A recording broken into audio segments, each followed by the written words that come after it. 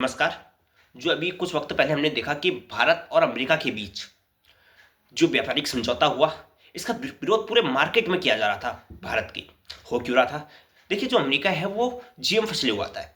अब जीएम फसलें उगाता है अमेरिका, तो वह भारत के मार्केट में भी आती। अब भारत में सिर्फ बीटी कॉटन को उगाना वैध माना गया है। बल्क और जो बैगन है, बीटी बैगन हो गया, बीटी मस्टर्ड हो गया, इन्हें अवैध माना गया है। अब चाहे उत्पादन ज़्यादा होता है बीटी से, बीटी मस्टर्ड हो, बीटी बैगन हो, या जो भी फसलें हैं, इससे उत्पादन ज़्यादा होता है, यह हम मान सकते हैं। देखिए, जो पिंक वॉल्यूम था, इसका अटैक ज़्यादा ही हो रहा था बीटी कॉटन में, तो इसलिए बीटी कॉटन बनाया गया। यानी एक जीवाणु के क्रोमोजोम को, उसके डीएनए को उस फसल में लाया गया, यानी जीन को मॉडिफाइड किया गया, जीन में परिवर्तन किया गया। अब कई लोग कह रहे होंगे तो उससे क्या होगा? देखिए, यदि किसी जीवाणु का आप उसका इस्तेमाल कर रहे हैं किसी नई किस्म को बनाने के लिए, तो लगभग 20 से 30 सालों में कुछ ना कुछ तो परिवर्तन आएंगे। अब कई लोग कह रहे होंगे क्या परिवर्तन आएंगे? देखिए, आदमी की जो मृत्यु होती है वो होती कैसे? देखो, जब भी आदमी की कोशिकाएं काम करना बंद हो जाती हैं तो उसकी मृत्यु आ जाती है। देखिए, जो हमारा हमारा क्रोमोजोम होता है, उसके नीचे एक छोटी सी, एक टोपी जैसी श्रृंखला, टोपी जैसी कुछ चीज होता है जिसको कहते हैं टेलोमर। अब होता क्या है, यह धीरे धीरे छोटा होते रहता है, और जिस दिन ये बहुत छोटा हो जाए उस दिन कोशिकाएं काम करना बंद कर देती है, और कोशिकाएं यदि काम करना बंद करते तो आदमी की मृत्यु हो जाती है। अब आप कहेंगे कि हम ट्यूलोमर को बढ़ा भी तो सकते हैं। देखिए, अगर ट्यूलोमर को आप बढ़ा देंगे तो कैंसर किसे कहा जाएगा? कोशिकाओं का अनियंत्रित रूप से विभाजन होना ही कैंसर कहलाता है। अगर ट्यूलोमर को बढ़ाने के लिए हम कोई ऐसी दवाई बनाएं, हम उसे खाएं, तो कोशिकाएं विभाजित होंगी, और विभाजित होंगी तो कैंसर होगा। तो कुछ जो जीएम फसलें हैं उन्हें इसीलिए भारत में उगाना वैध मानेंगे। अक्सर हम देखते हैं कि भारत में एक डिबेट चलती है कि हमें बीटी मस्टर्ड को उगाना चाहिए, जिसमें हमेशा हम देखते हैं कि ऐसा चलता है। तो होता क्या है? देखिए, जब अगर भारत में मस्टर्ड यानी सरसों को उगाया जाए तो वह हमारी खाद्य श्रृंखला में आ जाएगा, और हमारी खाद्य श्रृंखला में आ जाएगा, इसका मतलब उत्पादन तो अच्छा होगा, लेकिन वो क्या पता हमारे लिए नुकसानदायक हो।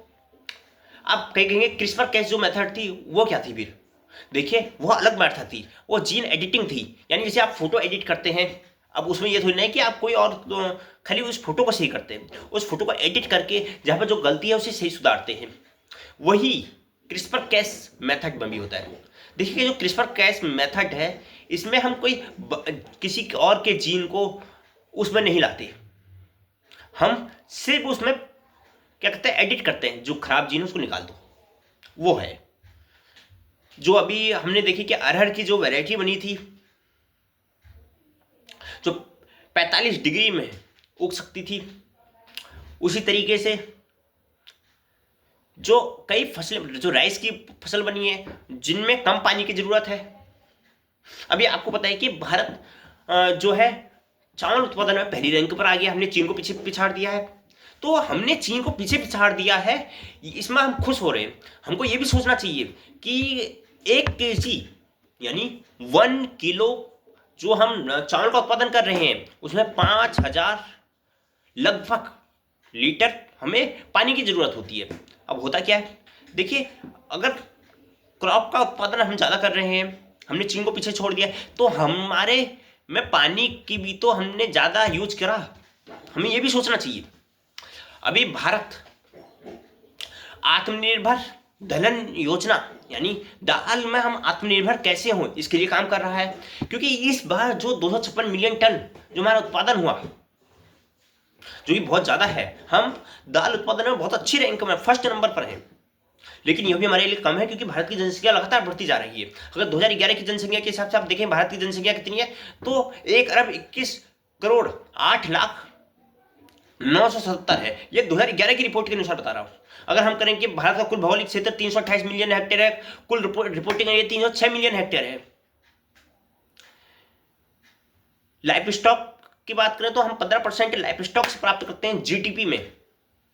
वहीं अगर हम एग्रीकल्चर के क्षेत्र में बात करें तो 20% है, लगभग 45% लोग एग्रीकल्चर पर डिपेंड है। एलाइड सेक्टर में बात करें तो जो एलाइड सेक्टर में इस बार जो रिपोर्ट आई है उसमें भी अपना अच्छा प्रदर्शन किया है। इसी तरीके से हमें ये सोचना चाहिए कि जीएम फसलें हमारे लिए अच्छी हैं या बेकार हैं। इस पर हमें अक्सर डिबेट होती है। आपको यह जानकारी कैसी लगी कमेंट करके अवश्य बताइए।